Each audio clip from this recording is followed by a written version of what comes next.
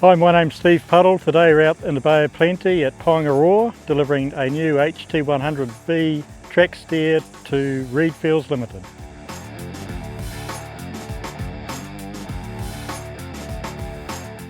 This is the first of the Hyundai HT100 vertical lift track steer in New Zealand.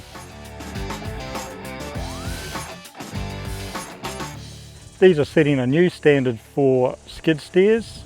This one comes with a Tier 4 Stage 5 engine, vertical boom lift and boom float, cushion lift cylinders, reversing camera and a spacious cabin for the operator.